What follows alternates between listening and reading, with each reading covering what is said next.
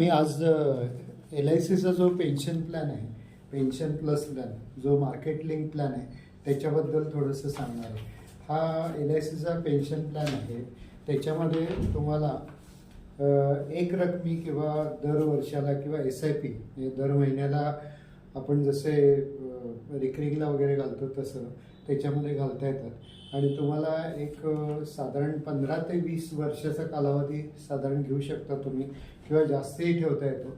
आणि तिथपर्यंत तुमची इन्व्हेस्टमेंट झाली की त्याच्यानंतर मग तुम्हाला पेन्शन सुरू होती.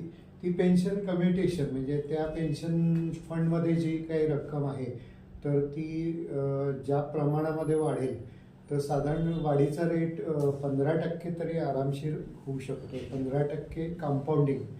आणि म्हणजे आता समजा जर आता आपण एक पेन्शन प्लॅन घेतला, सिंगल प्रीमियममध्ये सुद्धा भरता येतं. त्याच्यामध्ये सिंगल प्रीमियमला आपण एक समजा 10 लाख रुपये आपण घेऊन टाकलेत आणि 20 वर्षाची आपण मुदत घेतली आहे, तर 20 वर्षामध्ये सर्वसाधारण 15%चं जरी गणित आपण घातलं त्याच्या हिशोबानं साधारणपणे एक 50 लाखापर्यंत आरामशीर होऊ शकतात 20 वर्षानंतर.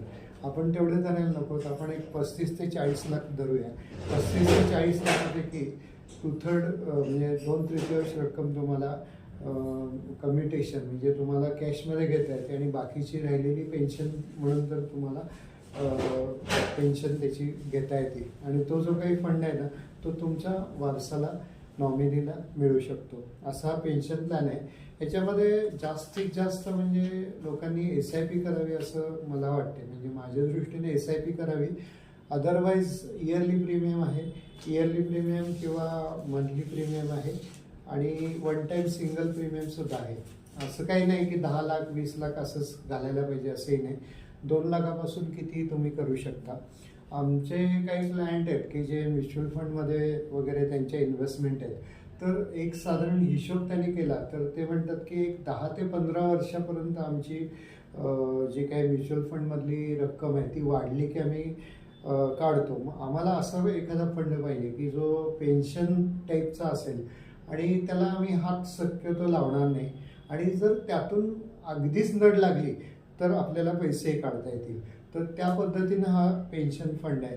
जसे बाकीचे प्लॅन्स आहेत म्हणजे निवेश प्लस आहे, इंडेक्स प्लस आहे, परत एंडोमेंट प्लस आहे, तसाच हा पेन्शन प्लस प्लॅन चांगला आहे. आता ह्या ज्या काही युलिप आहेत आत्ता LICच्या त्याचा जो वाढीचा जो रेट आहे तो म्युच्युअल फंडा टाईपच आहे. त्याच्यामध्ये आपल्याला गॅरंटेड ॲडिशनसुद्धा आहेत. म्हणजे 5 वर्षांनी, त्याच्यानंतर 10 वर्षांनी, 15 वर्षांनी असे गॅरंटेड ॲडिशनसुद्धा याच्यामध्ये मिळू शकतात.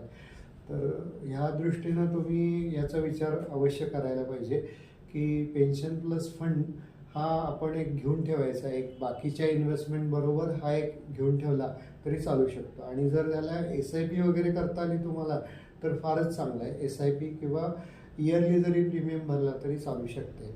अगदीच जर काही शक्य नसेल ना तरी सिंगल प्रीमियममध्ये तुम्ही घेऊ शकता. त्याचे रिटर्न्स तुम्हाला चांगले मिळतील. आणि एक पेन्शन म्हणजे एक सेफ फंड झाला. आपल्याला बाकीची पेन्शन असेल नसेल काही असेल किंवा इतर साठवलेले खर्च होतील, पण हा फंड आपल्याला एक चांगलं रिटर्न देऊन आपली पुढच्या आयुष्याची रिटायरमेंट नंतरची काळजी घेईल. Thank you very much.